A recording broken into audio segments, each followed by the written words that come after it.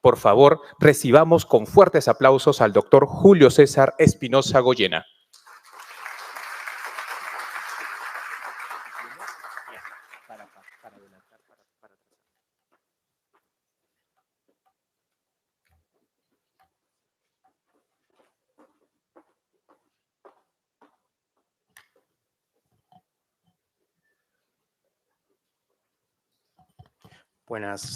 Buenos días a todos.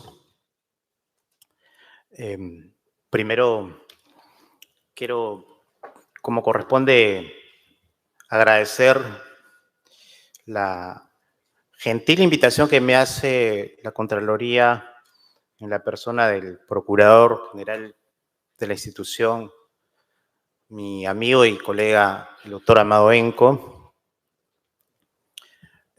con quien nos une básicamente el lazo de haber compartido las aulas sanmarquinas, que creo es nuestra mayor fortaleza. Agradecerles a ustedes también, evidentemente, y felicitarlos por estar compartiendo un evento tan importante y discutir temas tan actuales. Y en lo que a mí corresponde, se me ha encargado trabajar todo lo relativo a la pretensión civil dentro del proceso penal y obviamente destacando los aspectos más actuales, más importantes y algunos problemas que surgen de la labor, entiendo, y problemática reciente de la Contraloría, que lo vamos a abordar siempre en la idea de hacer una presentación y de compartir con ustedes información, que es un poco la metodología que yo traigo, recopilando, digamos, no solamente lo que dice la teoría, la doctrina, sino esencialmente compartiendo con ustedes información casuística, jurisprudencial, que marca la línea, la pauta, las directrices que el derecho peruano está generando cada vez con más intensidad, precisamente en este aspecto. Entonces, mi presentación tiene básicamente estas 4 partes. Primero, una breve referencia a los antecedentes de esta cuestión, luego abordaré el tema de los principales aspectos o notas características del nuevo modelo de responsabilidad civil en el proceso penal peruano, cuáles son las implicancias que tiene este modelo para el ejercicio de la pretensión resarcitoria. Luego abordaré el tema de la duplicidad de acciones derivadas de los informes de control, que es un problema actual que está generándose en diferentes, digamos, dependencias o unidades o reparticiones del Estado y la Contraloría, y finalmente algunas líneas de conclusión. Entonces, sin más, empiezo por lo siguiente. Vamos a ver. Una primera cuestión es entender que uno de los cambios más notables que ha generado el Código del 2004, vigente desde el 2006, el nuevo modelo procesal penal, es haber superado, cambiado el antiguo modelo, digamos, la antigua concepción acerca de la reparación civil, como se denominaba, derivada del delito. Este antiguo modelo, el superado, es bueno tenerlo claro, estaba radicado y tenía como su principal referente normativo el artículo 92 del Código Penal. El artículo 92 decía precisamente: la reparación civil se determina conjuntamente con la pena. Y estas 2 reglas, la reparación civil se determina conjuntamente con la pena, fue la que marcó claramente una cultura en virtud de la cual, para el operador jurídico, para el teórico o práctico del derecho penal y procesal penal, así como para los funcionarios encargados de ejercer esta pretensión, como por ejemplo ustedes en su labor de procuradores en el ámbito de la persecución de delitos contra la administración pública, esta idea según la cual la reparación civil en el proceso penal es un aspecto accesorio, es un aspecto residual, del delito. La premisa antigua, esta concepción que ya estamos poco a poco, progresivamente rompiendo nuestro derecho nacional en los últimos años, entonces partía de la premisa de entender que cuando la norma dice que la reparación civil se determina conjuntamente con la pena, lo que nos está diciendo, o lo que nos decía el antiguo modelo, es que conjuntamente debería entenderse como una responsabilidad civil dependiente de, una responsabilidad supeditada a, una responsabilidad civil condicionada a que previamente se defina la condena penal. De modo tal que si no había condena penal en el proceso penal, era imposible imponer o pretender una reparación civil. Ese era el modelo viejo, el modelo que queremos y apostamos por superar. ¿Y por qué digo, y lo planteo como una cuestión, digamos, en tránsito, en proceso? ¿Por qué afirmo que todavía no es una concepción superada?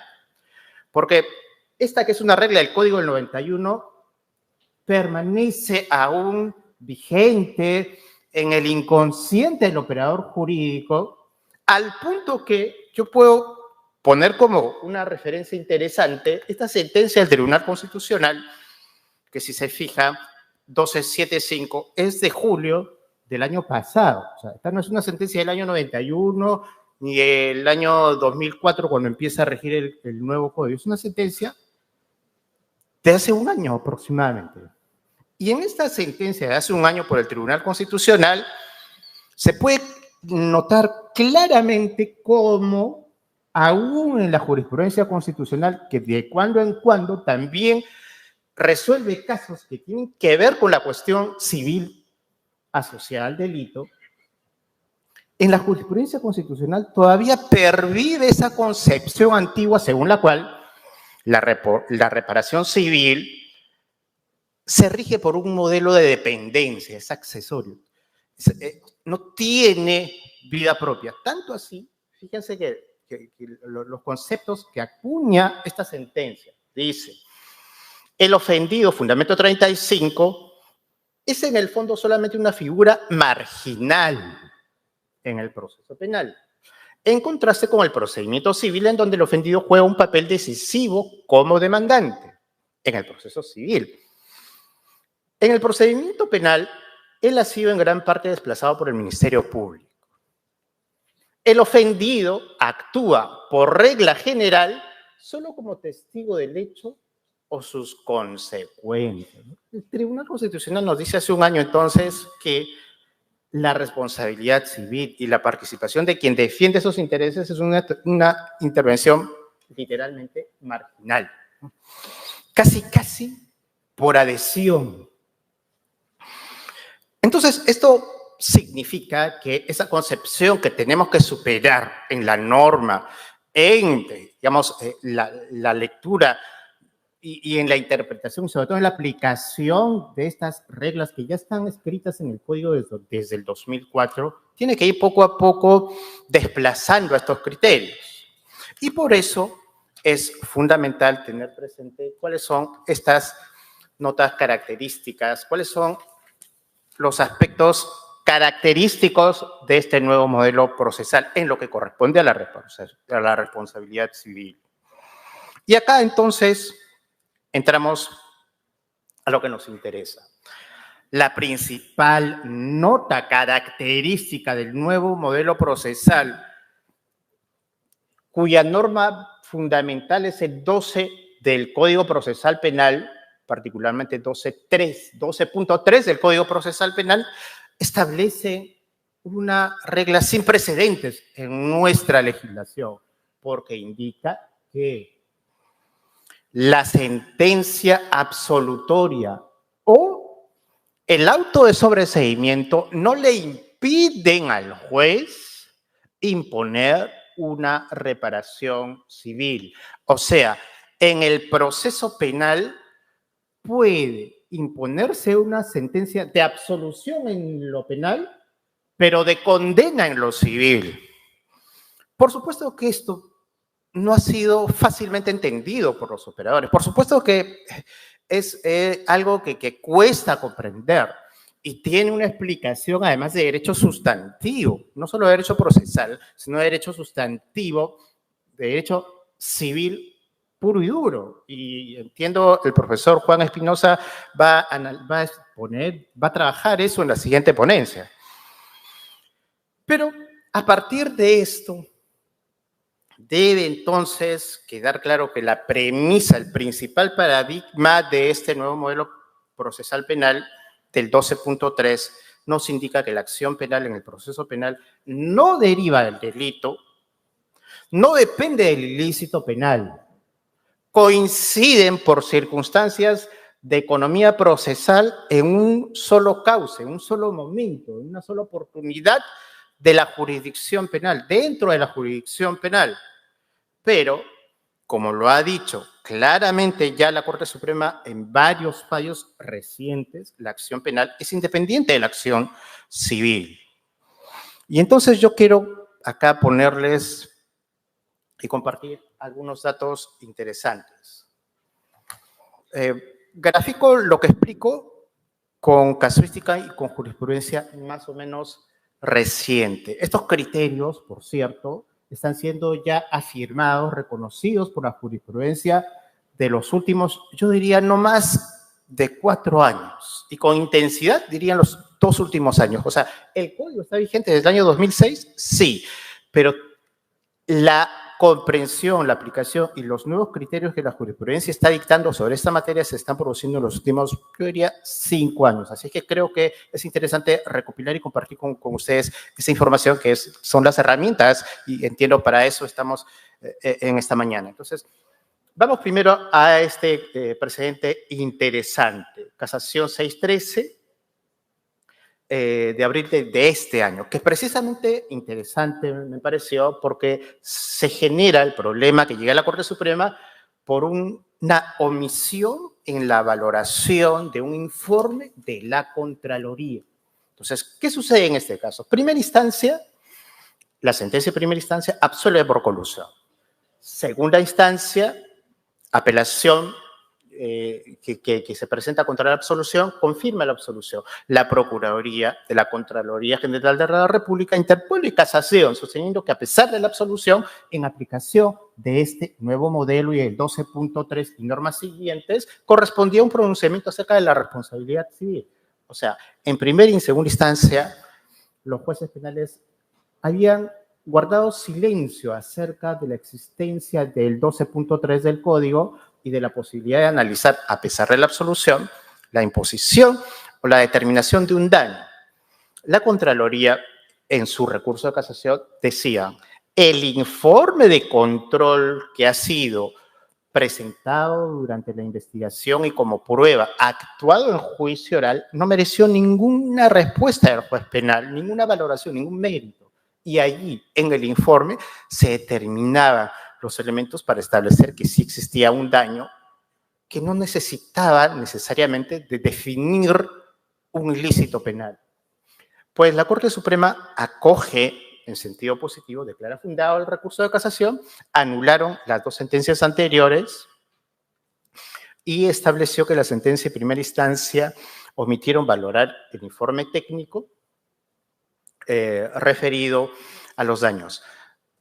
Y acá lo interesante, ordenaron un nuevo juicio oral, solo para discutir la responsabilidad civil. Entonces, este es un caso tipo de los varios que ya están existiendo en los últimos años, de cómo al final el resultado de este debate se concreta en un juicio civil, en un debate de una pretensión civil, pero dentro del proceso penal, dirigido por un juez penal, donde las partes son, obvio, ya no está el fiscal, está por un lado el procurador y en la parte demandada, ya no imputada, demandada en términos civiles, está la persona natural que ha sido imputada en el proceso penal y muchas veces la persona jurídica comprendida como tercero civilmente responsable.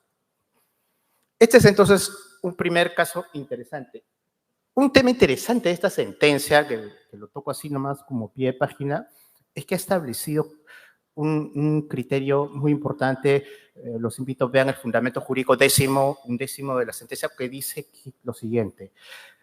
Habla de los estándares de prueba. Ustedes deben saber que en el ámbito del derecho probatorio penal, mucho se ha desarrollado en las 2 últimas décadas la teoría acerca del estándar de prueba para las decisiones en el proceso penal, en lo que corresponde al ámbito y al contenido o al objeto penal para determinar la responsabilidad penal. Pues acá da una pincelada interesante esta sentencia porque dice lo siguiente: el estándar de prueba para la valoración de la responsabilidad civil es muy diferente al estándar de prueba para la responsabilidad, para determinar la responsabilidad penal. Hay 2 estándares diferentes que el operador tiene que aprender a construir. ¿Cuáles son esos estándares? Voy a cerrar el pie de página con eso, porque nos tomaría toda la mañana analizar eso, pero por lo menos les planteo la información. Los estándares están desarrollados de alguna manera un poco más explicada en una siguiente sentencia que dictó la Sala de Apelaciones de Arequipa en el expediente 6942, en una muy importante sentencia de apelación dictada por un tribunal presidido por un juez, uno de los jueces más serios del país en su formación, que es el juez Celis Mendoza. Ahí están desarrollados los estándares para la determinación de la responsabilidad civil en el proceso penal. Pero volvamos al tema. Este es otro caso: absolución y reparación civil. Casación 304/2019. Primera instancia, condena por negociación incompatible y colusión. Eran varios imputados. Impone además reparación civil por ambos delitos. Segunda instancia, revoca en todos los extremos, es decir, absuelve a todos por colusión y por negociación incompatible. No hubo pronunciamiento alguno acerca de la reparación civil. La Procuraduría interpone el recurso de casación. La Corte Suprema declara fundado el recurso, aplica el 12.3 del Código Procesal y lo mismo, ordena una nueva audiencia a fin de que haya un pronunciamiento dentro de sede penal, pero solo en lo referido al contenido civil de la pretensión. Pero así como entonces, producto de este nuevo modelo, se pueden dictar resoluciones, decisiones absolutorias, pero al mismo tiempo condenar o debatir o declarar la responsabilidad civil cuando se dicten sentencias, también cuando en otro momento del proceso se decreta el sobreseimiento. Ustedes conocen la diferencia entre una sentencia y el sobreseimiento. Cuando se dicta el sobreseimiento, por supuesto que el 12.3 también lo permite, literalmente. Y por eso tenemos esta sentencia de casación 453 que dice expresamente que es posible, no solamente cuando se dicte una sentencia de absolución, sino también un auto de sobreseimiento. Y ya no voy a profundizar más en ese caso específico porque ahí tienen la referencia. Pero lo interesante de esta discusión y de este tema es el caso de la prescripción de la acción penal, que se ha puesto muy de moda, muy actual, a propósito de todas las modificaciones que se fueron produciendo desde el 2004, cuando se modifica la regla del Código Procesal Penal y establece que la formalización de la investigación preparatoria permite la suspensión del plazo de prescripción. Y bueno, conocen ustedes las 2 leyes que se dictaron el año pasado y fueron objeto de debate y de modificación referido al plazo de suspensión para este contexto. Entonces, se instaura ya en la práctica nacional lo siguiente. El 12.3 del Código Procesal Penal dice: a pesar de la absolución o del auto de sobreseimiento, se puede condenar civilmente a la persona. La pregunta era, ¿y si se declara la prescripción de la acción penal, también podría o cabría imponer o declarar la responsabilidad civil, a pesar que prescribió el ejercicio de la acción penal. ¿Y por qué? Primero por una cuestión literal, porque el 12.3 no se refiere a la prescripción. Los únicos supuestos que el 12.3 dice son absolución y sobreseimiento. Sin embargo, a propósito de las intensas discusiones que se han generado, repito, en los últimos años en relación a los problemas derivados de la prescripción de la acción penal, ya ha quedado definido por la Corte Suprema una respuesta positiva. O sea, también el juez penal también puede declarar la responsabilidad civil, también puede condenar imponiendo la reparación civil en cualquiera de sus posibilidades, a pesar que la acción penal haya prescrito, a pesar que el ejercicio de la acción penal haya prescrito. Este criterio ha sido establecido ya en septiembre del 2020 en la casación 18.3 Lambayeque. La sentencia de primera instancia declaró la prescripción de la acción penal, condenó, sin embargo, ordenando la reparación civil a la misma persona. La sentencia de segunda instancia confirmó la decisión de primera instancia, pero fue el imputado el que apeló, el que interpuso casación. El imputado dijo, oiga, y planteó lo que yo les estoy diciendo. Le planteó el problema a la Corte Suprema. El 12.3 solamente permite imponer reparación civil si es que hay absolución o si es que hay sobreseimiento. No está dentro de esos presupuestos o de esas alternativas a la prescripción. Y a mí me están excluyendo del proceso porque la acción penal ha prescrito. Entonces, no es legal que también me imponga, o a pesar de la prescripción de la acción penal, declare mi responsabilidad civil. Pues la Corte Suprema define esto en el fundamento segundo de esta sentencia y dice claramente que sí es posible, ¿no? Sí es posible, a pesar de que no está literalmente en la norma, que la posibilidad de un proceso penal que prescribe, porque la acción penal venció en el tiempo de persecución, sí genere en el imputado responsabilidad civil, y así se definió este caso. Entonces, ahí tienen otro elemento importante. El corte de secuela. Este es otra modalidad, otro tipo de caso también más o menos frecuente. ¿Cuál es el supuesto de este caso? Muchas veces, y a ustedes les habrá pasado, ocurre lo que denominamos la incorporación tardía de la Procuraduría como parte civil, o en general del actor civil. ¿Qué cosa es la incorporación tardía? Todos sabemos que la incorporación del actor civil en el proceso penal se da o puede concretarse hasta antes de que culmine la investigación preparatoria. Pero muchas veces sucede, por diversas razones que no vamos a analizar, que el pedido para constituirse en actor civil se hace en los últimos días de plazo o cuando ya casi está culminando la investigación preparatoria. O hay veces se hace oportunamente. Dentro de la etapa de investigación preparatoria, el procurador presenta su solicitud para constituirse en actor civil, pero por disfuncionalidad o burocracia del sistema, el trámite, la audiencia y la decisión se postergan, no se hacen de manera inmediata, de modo tal que termina la investigación preparatoria y el actor civil nunca fue constituido y se constituye después de 3 meses o hay veces hasta de años. En el caso Lamsac Odebrecht ocurrió eso. No se refería al actor civil, se refería al tercero civil.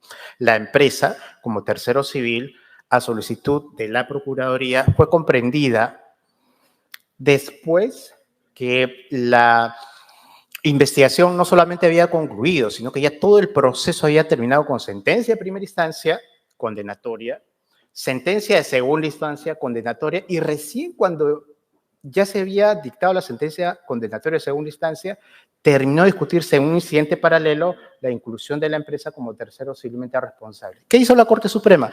Decidió incorporar a la empresa, pero cuando dijo, hoy, ¿cuál es el estado del proceso? le comunican a la Corte Suprema que ya terminó. O sea, el proceso penal ya terminó porque ya hay sentencia no solo de primera y segunda instancia. Entonces la Corte Suprema dijo, bueno, tiene que continuar discutiéndose este caso en lo civil y ordena entonces no solo la incorporación de la empresa como tercero, sino ordenó que se realice un juicio solo para discutir la responsabilidad civil, pero en sede penal. Y fue así como el 18 de julio, el 22, se dicta la sentencia en un juicio oral. Muy interesante, un juicio oral que yo los invito a quien tenga interés en profundizar, revisarlo. Ahí está el link, inclusive en Justicia TV, donde está el video o los videos de ese juicio oral hecho por un juez penal donde solo se discutió la responsabilidad civil y donde del lado del demandante estaba el procurador y del lado de los demandados estaban las personas naturales que ya habían sido condenadas en el proceso penal, más el representante de la empresa LAMSA que había sido comprendida como tercero civilmente responsable. Finalmente el juez impuso una condena civil. Ahí están los datos. Y luego, a lo que quiero ir viendo es a lo siguiente. A ver, todos estos precedentes que de alguna manera trato de compartir nos exigen la necesidad, nos llaman severamente a pensar y a repensar nuestros conceptos y además nuestra labor, a entender cuál es la real dimensión de la intervención del actor civil en el nuevo proceso penal. ¿Y por qué digo esto? Porque el 11.3 define precisamente que el ejercicio de la acción penal corresponde al fiscal, es cierto, pero la norma dice especialmente al perjudicado. Cuando la norma dice especialmente al perjudicado, es que el principal protagonista, el titular, el que... ¿Se acuerdan que la sentencia del TC decía que era un participante, digamos, marginal? Pues ahí está pues la gran diferencia, ¿no? El código dice, la persecución de la reparación civil corresponde especialmente al perjudicado, con lo que es el agraviado constituido en actor civil, el protagonista, el que tiene la pretensión principal y el rol protagónico que implica que el fiscal solamente va a actuar en sustitución de, cuando el actor civil no intervenga, lo va a hacer de manera residual. Entonces, esta inversión del concepto del rol que tiene el actor civil versus el fiscal es lo que hay que entender, y por eso hay muchas reglas, ¿no? Si bien es cierto, el actor civil puede desistirse en el tránsito del proceso, y el código dice, podrá desistirse antes del inicio de la etapa intermedia de su pretensión civil para si lo decide, continuar ejercitándola en la vía civil. Si bien es cierto, esa es la posibilidad derivada además de la regla que establece que el titular de la acción civil tiene la decisión de perseguir el caso en la vía civil o en la vía penal. También es cierto, y eso lo vamos a ir explicando, que por las razones que estoy planteando, y sobre todo por este surgimiento y afirmación de varias reglas que se están desarrollando, varios criterios, varias herramientas que la jurisprudencia nacional está desarrollando en nuestro país, me queda claro que el proceso penal es y seguirá siendo, y ojalá se fortalezca este aspecto, se presenta como el escenario más funcional para una tutela judicial efectiva de la responsabilidad civil, de la pretensión civil.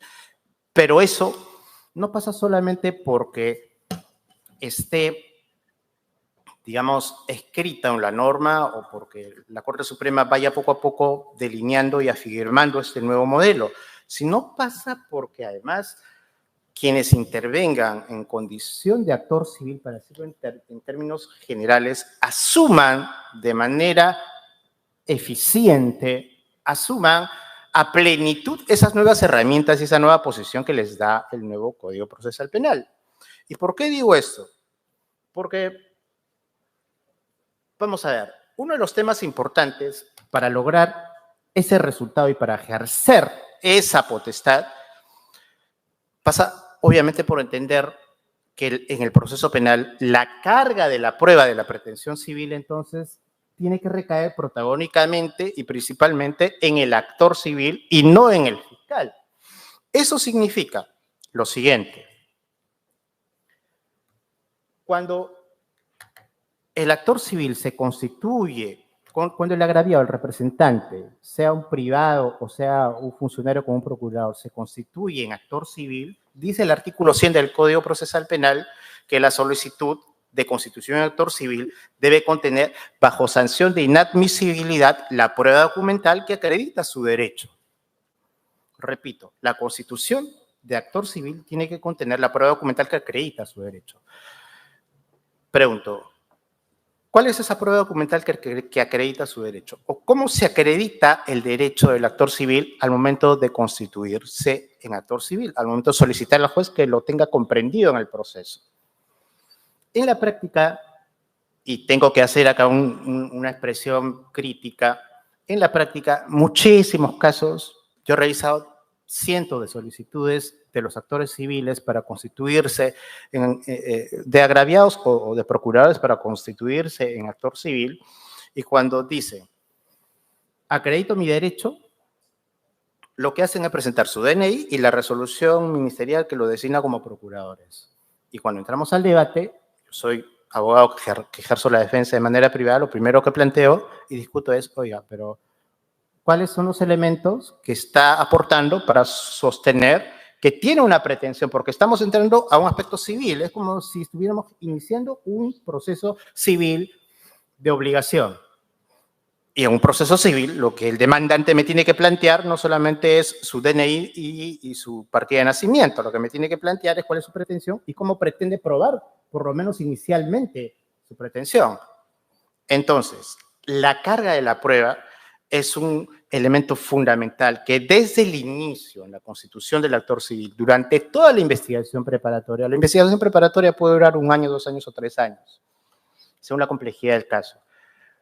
Pero no está hecho pues para que la parte civil se acuerde que hay un proceso cuando va a vencer y cuando la investigación preparatoria está por concluir. Tiene todo ese tramo para producir información, generar elementos de convicción, generar elementos probatorios que contribuyan ¿a qué? A establecer y a probar su pretensión, que es el daño que estamos diciendo. No necesariamente es el mismo elemento de prueba que corresponde para probar lo penal, por la naturaleza autónoma de las pretensiones.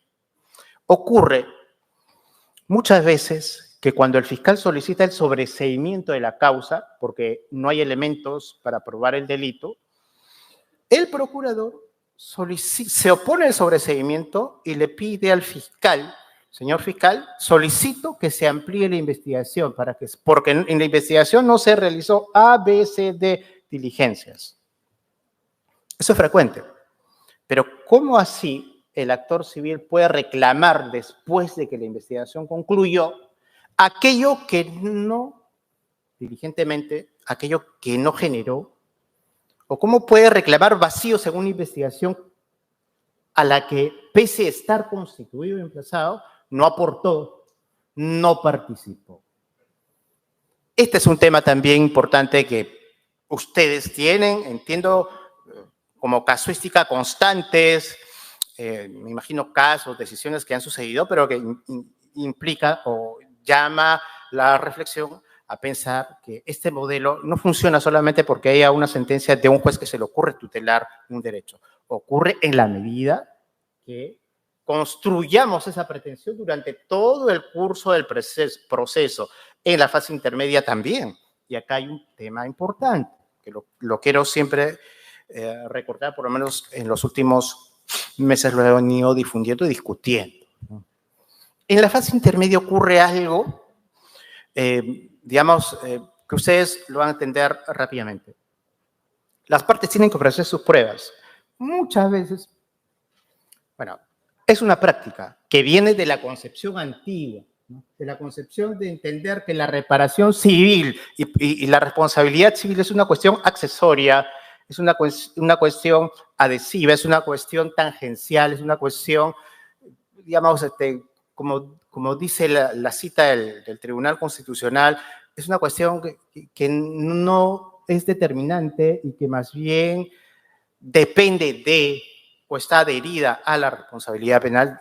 Digamos, de la mano de esa concepción ocurre que en la fase intermedia el actor civil, cuando tiene que ir a la audiencia de ofrecimiento de pruebas, dice lo siguiente: señor juez, me adhiero a las pruebas del fiscal. El fiscal presentó entre testigos, documentos y pericias 50 pruebas. Y el procurador dice: señor juez, me adhiero a las pruebas del fiscal. Oiga, pero el fiscal presentó 50 pruebas, ¿usted no va a presentar ni una? Y esa era una práctica constante, además aceptada sin ningún tipo de cuestionamiento en el modelo viejo, hasta que luego de muchos debates y cuestionamientos a la necesidad de que el actor civil asuma ese rol, se dicta ese acuerdo plenario el año pasado, en noviembre 03, que fija lo siguiente y dice lo siguiente: no son admisibles adhesiones masivas a los medios de prueba que ofreció una parte, sea el fiscal u otra parte procesal, por lo que en la oportunidad procesal pertinente, cada parte debe fijar qué pruebas propone con independencia de las que planteó el fiscal, la coparte o la contraparte. Entonces, esta es una regla procesal referida, una exigencia que hace la Corte Suprema, no está en el Código, pero desarrollada ya a través de esta doctrina jurisprudencial, en virtud de la cual, si usted como actor civil, privado o público, no ofrece sus pruebas que estén vinculadas a su propia pretensión, no puede adherirse fácilmente a las pruebas que la contraparte, en este caso el fiscal, ha presentado. Así que ese es un tema, creo que también interesante. Y luego viene el tema de la solidaridad. Acá también hay cosas que no son nuevas, pero que están generando criterios, digamos, recientes importantes. La solidaridad. Esta es la sentencia más reciente de noviembre de este año. ¿Qué ocurre? Todos sabemos que la reparación civil en el proceso penal se impone de manera solidaria. Esto quiere decir que son 5 imputados los condenados. Si son 5 condenados y se impone 1 millón de soles, quiere decir que todos están en la obligación de pagar el monto total. Esa es la regla de la solidaridad. Ocurrió en el caso Orellana que la sentencia de primera instancia fraccionó entre todos los imputados, dividió en cuotas proporcionales el monto total de la reparación civil.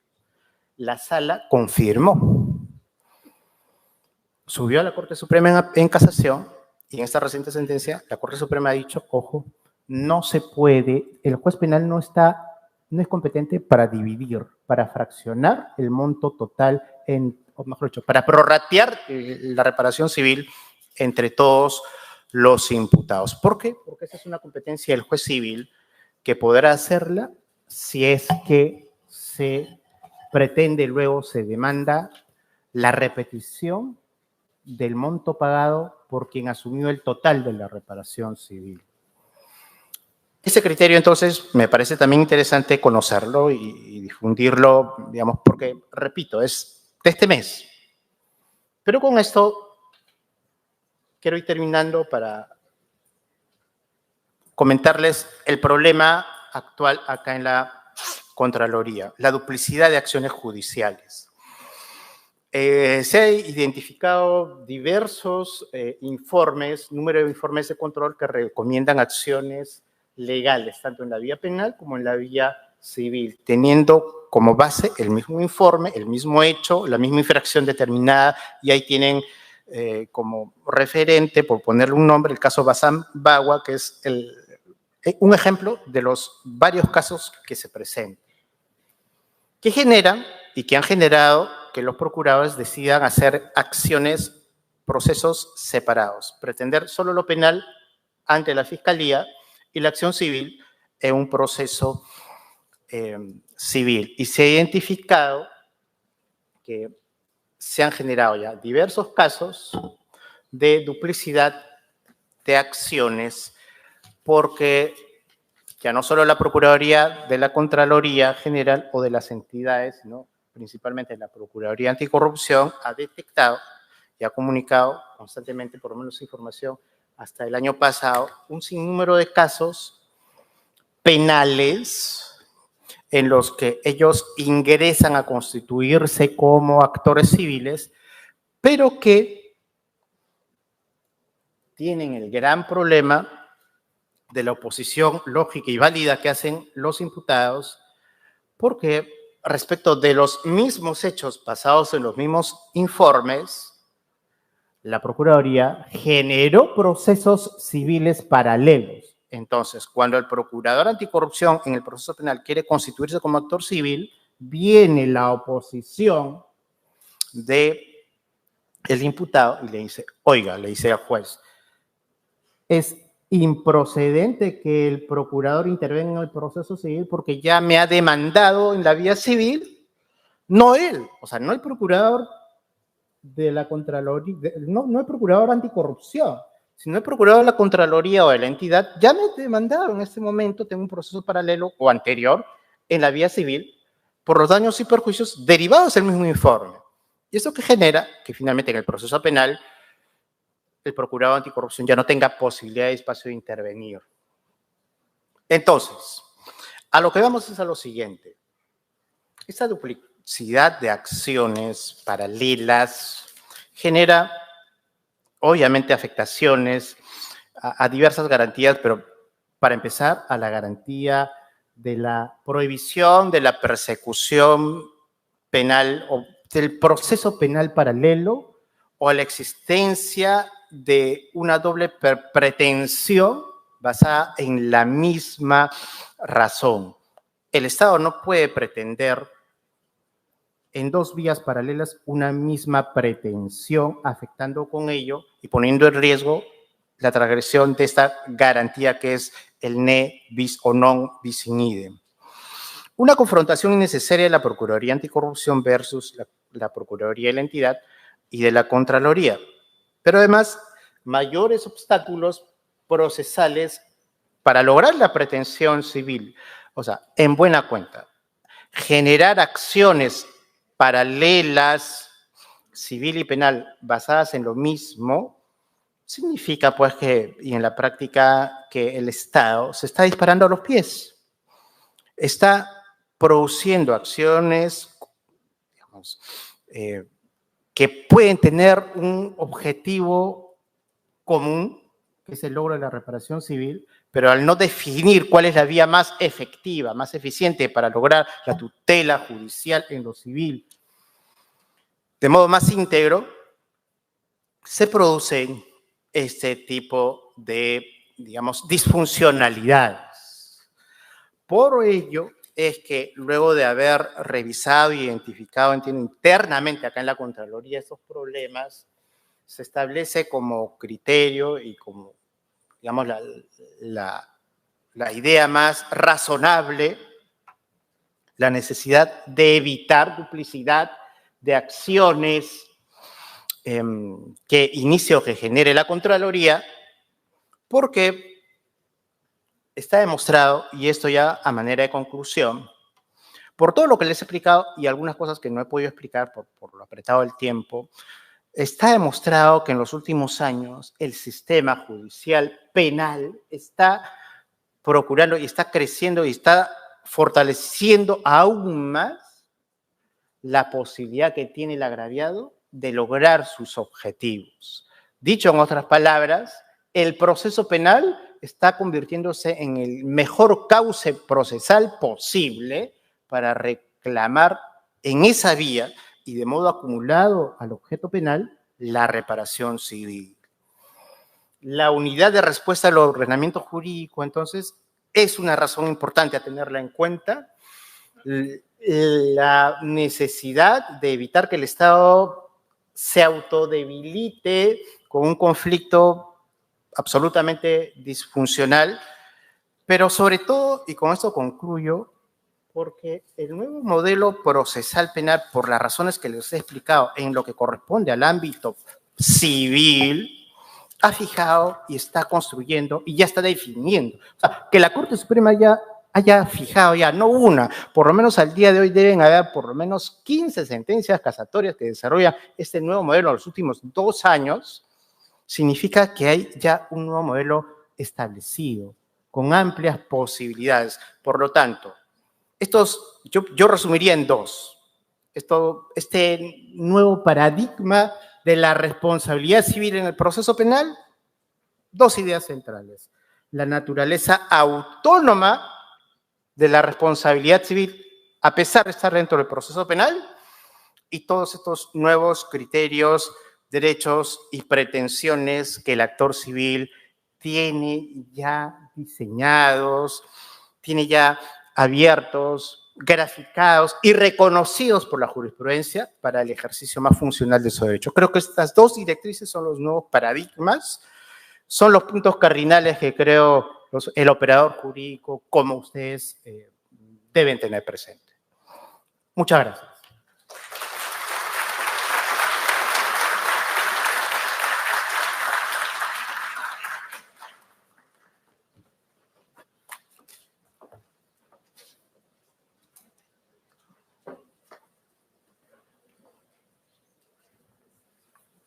Agradecemos por su ponencia. Ahora vamos a pasar al bloque de preguntas.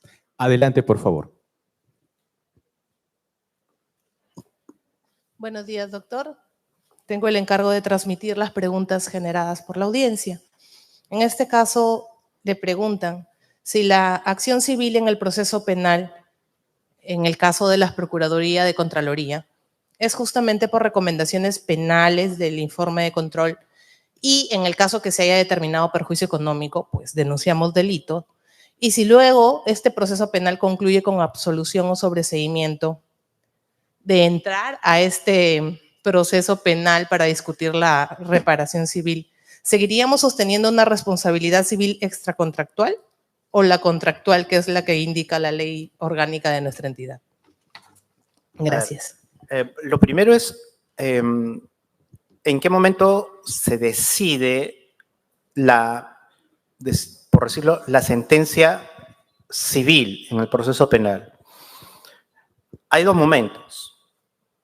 Si el proceso penal termina en la misma sentencia que el juez está absolviendo, en esa misma sentencia puede inmediatamente también declarar la responsabilidad civil.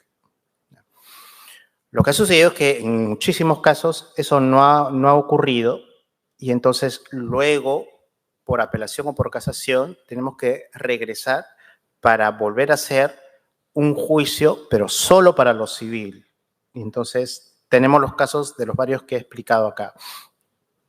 En la segunda parte de su pregunta, los informes contienen, digamos, son variados, pero no hay limitación. En por lo menos 2 de los casos que estoy presentando, primero el caso Lamsac, que es digamos, uno de los casos más complejos que ha habido al respecto. Y segundo, en el caso Orellana, en ambos casos se discutió aquello que usted está preguntando. La diferencia es que el caso Orellana no tuvo una intervención, entiendo, o generado en informe de Contraloría, más sí entiendo el caso Lamsac. Entonces, en ambos casos, yo le invito a revisar esa sentencia que implica o que decide o que comprende dentro del pronunciamiento de la responsabilidad civil ambos aspectos del daño, tanto la responsabilidad civil contractual como la responsabilidad civil extracontractual. En esos 2 casos están definidos y aceptados, finalmente, comprender dentro de la sentencia civil estos 2 ámbitos o, digamos, posibilidades del daño a reclamar. Muchas gracias por su respuesta. Siguiente pregunta, por favor.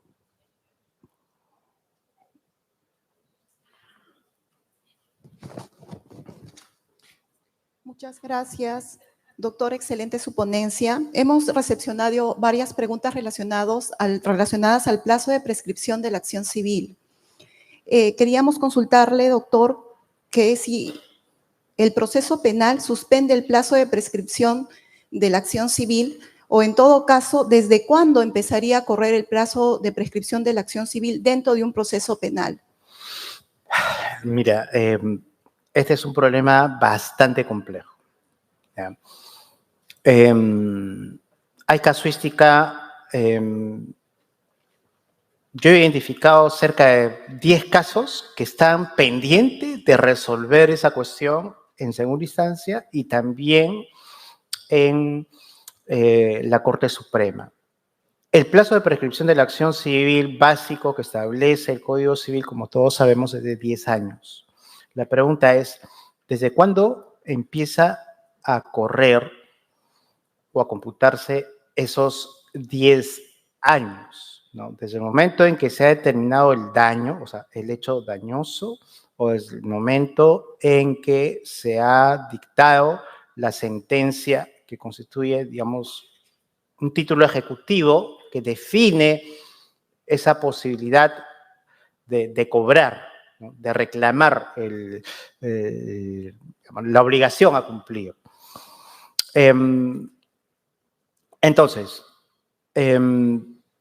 lo que puedo decir es que la suspensión del ejercicio de la prescripción penal no tiene por qué impactar ni influir en el plazo de definición o de cómputo de la prescripción de lo civil. Hay un caso, o más de un caso, tanto en primera y en segunda instancia, en Lima, donde se ha decretado la prescripción de la acción penal. Y a propósito de la denominada, así como se le denominó el año pasado la ley de modificación de los plazos de prescripción, que es a lo que probablemente usted se refiere, hubieron jueces que declararon la prescripción de la acción penal, pero dijeron, continuamos con el debate de lo civil. Y cuando iniciaron el juicio por lo civil, las defensas plantearon excepciones, sosteniendo que si prescribió lo penal, también prescribió lo civil.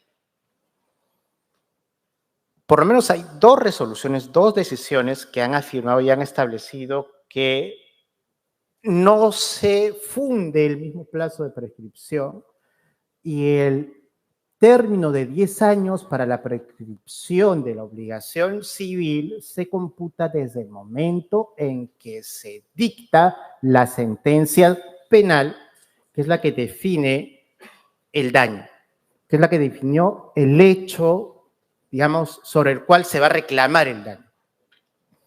Ese es el criterio que se ha ido fijando, por lo menos en dos casos, pero repito, no en sede de la Corte Suprema.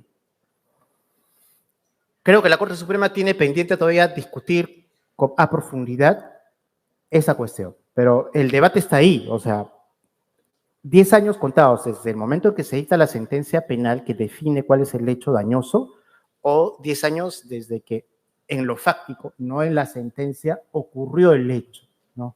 Si el contrato colusorio sucedió el año 2010, entonces se cuenta desde el 2010 y el 2020 prescribió la posibilidad de reclamar lo civil o recién desde el momento en que se produjo la sentencia. Yo le repito, no es un tema cerrado, es un tema que recién se está generando. Hay dos casos muy específicos, se los puedo comentar luego quizás, donde el criterio ha sido que el inicio de los 10 años recién a partir de que se dicte la sentencia penal. Vamos a pasar a la tercera y última pregunta. Adelante, por favor. Gracias.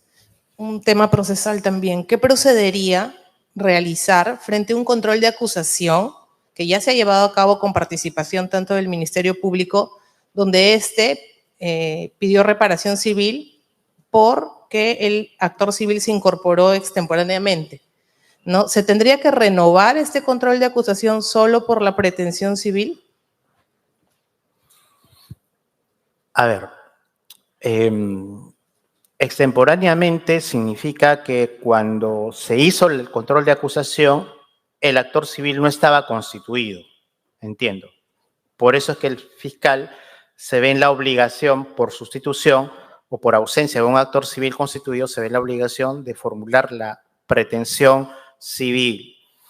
En el código hay una norma que dice que si el actor civil válidamente constituido abandona el proceso, mejor dicho, no participa de las audiencias en 2 sesiones consecutivas, se declara su abandono y el fiscal reasume la titularidad de lo civil para que la víctima no quede en desamparo. Yo creo que al no haber una regla específica a lo que usted pregunta, creo que ese criterio debería ser lógicamente más funcional. O sea, al ingresar, aunque sea tardíamente, ya constituido el actor civil por una decisión judicial,